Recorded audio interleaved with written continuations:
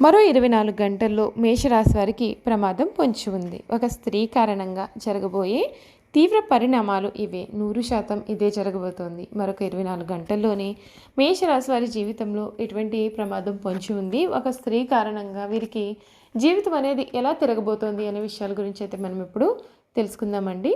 అంతకన్నా ముందుగా మీలో ఎవరైనా సరే కొత్తగా మన ఛానల్ని కనుక చూస్తూ ఉన్నట్లయితే తప్పకుండా వీడియోని లైక్ చేయండి.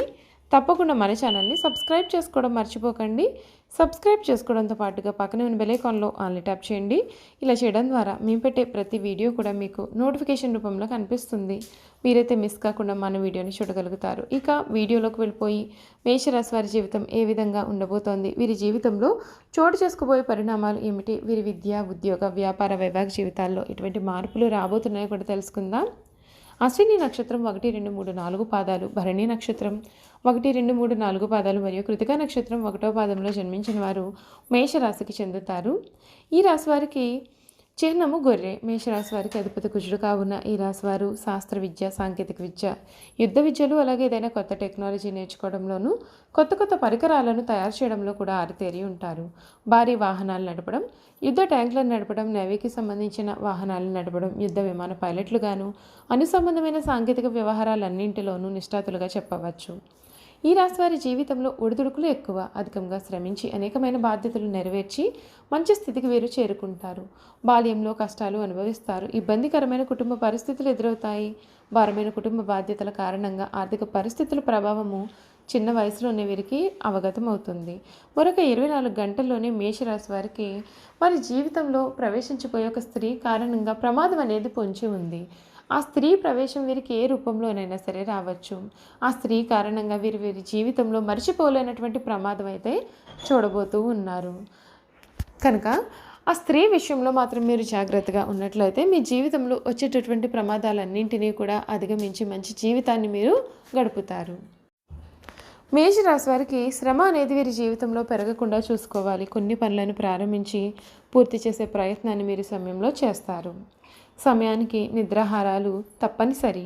ప్రయాణాలు తప్పకపోవచ్చు. వృధా ఖర్చులు కూడా ఉన్నాయి. గోసేవ చేస్తే మీకంతా కూడా మంచి శుభ ఫలితాలు కలుగుతాయి. ఆర్థిక పరంగా అనుకూలంగా ఉంటుంది.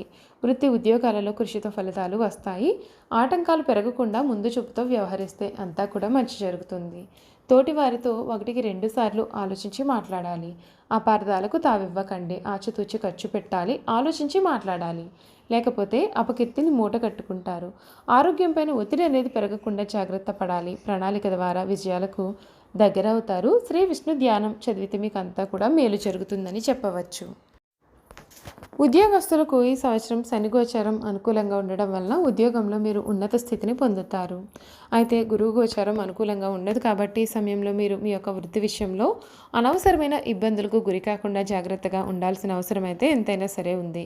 ముఖ్యంగా సంవత్సరం ఆరంభంలోనే పదోన్నతి పొందినప్పటికీ కూడా మీ యొక్క కార్యాలయంలో మీరంటే నచ్చని కొందరు వ్యక్తుల కారణంగా కానీ, రహస్య శత్రువుల కారణంగా కానీ మీరు పొందిన పదవిని చేపట్టడానికి కొంత సమయం కూడా పట్టవచ్చు. అలాగే మీరు చేపట్టిన పనులు అడ్డంకులు ఎదురయ్యే అవకాశాలు కూడా లేకపోలేదు. ఈ సమయంలో మీరు ఆవేశానికి గురి కాకుండా కొంత సంయమనం పాటించాల్సిన అవసరం అయితే ఉంటుంది. ముఖ్యంగా మీ పై అధికారులు మీకు మీ స్థాయికి మించినటువంటి పనులు ఇవ్వడం వలన మీరు కొంత శారీరక శ్రమకు మరియు మానసిక ఒత్తిడికి కూడా లోను అయ్యే అవకాశాలు అయితే ఉన్నాయి. అలాగే మీరు ఆసక్తిగా చేద్దాం అనుకున్నటువంటి పనులు కూడా అవాంతరాలు ఎదురు కావడం వలన వాటిని మీరు మధ్యలోనే వదిలివేసే అవకాశాలు కూడా ఈ సమయంలో కనిపిస్తున్నాయి. ఈ రాశి వారికి ముఖ్యంగా ఈ సమయంలో చేపట్టిన పనులలో విజయం సాధించడమే కాకుండా మీ వృత్తిలో కూడా గుర్తింపు అనేది పొందుతారు. మీ పై అధికారులు మెప్పును పొంది మీ కార్యాలయంలో కూడా పేరు ప్రతిష్టలు గడిస్తారు. సంవత్సరాంతంలో రాహు గోచారం మరియు 12వ ఇంటికి మారడం వల్ల ఉద్యోగంలో మరియు మీరు చేసే పనులలో కూడా ఆసక్తి తగ్గే అవకాశం ఉంటుంది. అంతేకాకుండా ఏదో తెలియని ఆవేదన కానీ, అసంతృప్తి కానీ ఈ సమయంలో మిమ్మల్ని మానసికంగా కుంగిపోయేలాగా చేస్తుంది. మీరు ఉత్సాహంగా ప్రారంభించిన పనులు కొంత సమయం తర్వాత ఆపివేయడం కూడా జరగనుంది. సమయంలో వీలైనంత వరకు కొత్త నిర్ణయాలు తీసుకోవడం కానీ, కొత్త పనులు మొదలు పెట్టడం కానీ మీకు అంతగా అనుకూలించదు. అయితే తప్పనిసరిగా మీరు ఏదైనా పని చేయాల్సి వస్తే ఆ సమయంలో అనుభవజ్ఞుల సలహా తీసుకోవడం మంచిది. ఆ సలహా కారణంగా మీరు చేపట్టిన పనులు విఫలం కాకుండా పూర్తి చేయగలుగుతారు. చూసారు కదండి, ఈ రాశి వారికి ఈ సంవత్సరం ఏ విధంగా ఉండబోతుంది. మరొక 24 గంటల్లోనే మేషరాశి వారి జీవితంలో ఎటువంటి ప్రమాదం పొంచి ఉంది, వీరి జీవితంలో ఎటువంటి మార్పులు రాబోతున్నాయి కూడా మనం ఇప్పుడు తెలుసుకున్నాం కదా. ఇక మేషరాశి వారి గుణగణాలు, వారు చేయాల్సినటువంటి జాతకపరమైన పరిహారాలు కూడా తెలుసుకుందాం. మేషరాశి వారికి తమ వివాహ జీవితంలో క్రమశిక్షణ, వివేకము చాలా అవసరం. అలా కాకుండా ఆవేశంతో తీసుకునే నిర్ణయం వలన జీవితాంతము బాధపడే పరిస్థితులు అయితే ఏర్పడతాయి.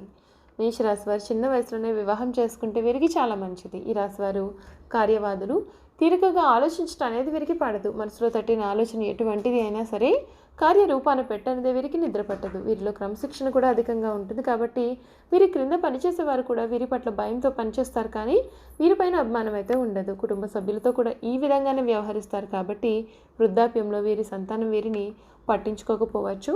ఈ రాశి వారికి నీచగ్రహ వీక్షణ ఉన్నప్పుడు మొదటగా ప్రవర్తిస్తారు. దుర్బుద్ధి కూడా అధికంగా ఉంటుంది. ఏ విషయంలోనైనా సరే ముక్కుసూటిగా ప్రవర్తించడం వలన తల పట్టిన కుందేలకు మూడే కాళ్ళు అని వ్యవహరించడం మూలంగా కూడా ఈ రాశి వారు చాలా ఇబ్బందులు పడతారు.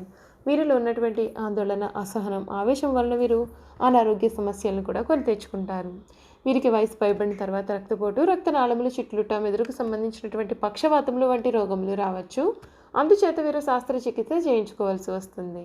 ఈ రాశివారు తమ జీవితంలో సహనము, ఓర్పు, వినయము, లౌకిక జ్ఞానము అలవర్చుకున్నటువంటి అపజయం అనేది వీరి చెంత చేరదు. మేషరాశి వారికి మొండితనం అనేది కూడా అధికంగా ఉంటుంది. ఏదైనా సాధించడంలో పూర్తిగా మొండితనాన్ని చూపిస్తూ ఉంటారు. ఆ పని పూర్తి అయ్యే వరకు కూడా నిద్ర పట్టని మనస్తత్వాన్ని కూడా వీరు కలిగి ఉంటారు. అనుకున్నది సాధించే వరకు కూడా వీరికి నిద్ర ఉండదు, మనశ్శాంతి కూడా కరువవుతుంది. కావున వీరు సుఖంగా ఉండరు, ఎదుటి వారిని సుఖంగా ఉండనియ్యరు. మేషరాశి వారికి తొందరగా కోపం వస్తుంది. అలాగే తొందరపాటుతనం, ఆవేశం కూడా అధికంగా ఉంటాయి. అకారణమైన ఆవేశం వలన వీరు ఆత్మీయులను కూడా ఎక్కువగా నష్టపోతూ ఉంటారు. తమ తొందరపాటుతనంతో తమకు కావలసిన వారిని దూరం చేసుకుంటూ ఉంటారు. అలాగే కొన్ని అనవసర వ్యవహారాల్లో కూడా వీరు ఎప్పటికప్పుడు చిక్కుకుపోతూ కూడా ఉంటారు.